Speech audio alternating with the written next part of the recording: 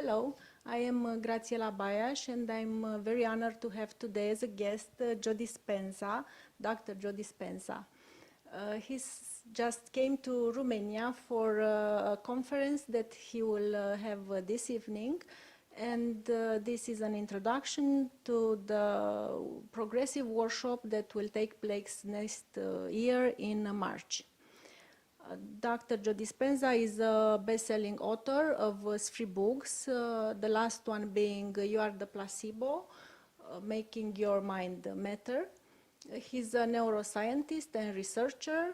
He is traveling the world being an international lecturer, has lectured thousands and millions of people all over the world. So we are very, very lucky to have him here to bring to Romania the tremendous amount of knowledge and experience that he gained through many years. And he also was featured like 12 years ago in the film What the Bleep Do We Know? So very happy and welcome to Romania, Dr. Dispenza. Thank you, Graziella. I'm very happy to be here. Okay. I'm grateful and very emotional in the same time, so excuse me if I make a little pause here and there. But we also have a very short time, so I want somehow to get to the essence in order for the audience to have all the benefit they can from this short interview. So my first question is, how can we create our life? How can we become creators and getting out of the social hypnosis that we are in, getting out of the matrix?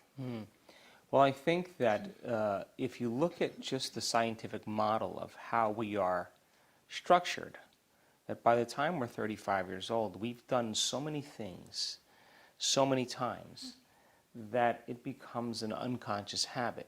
And 95% of who we are is really unconscious thoughts, automatic habits, emotional reactions, beliefs, perceptions, attitudes that function pretty much behind the scenes of our awareness.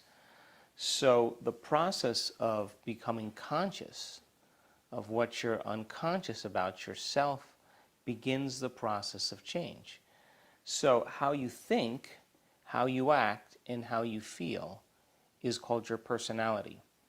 And your personality creates your personal reality. That's it.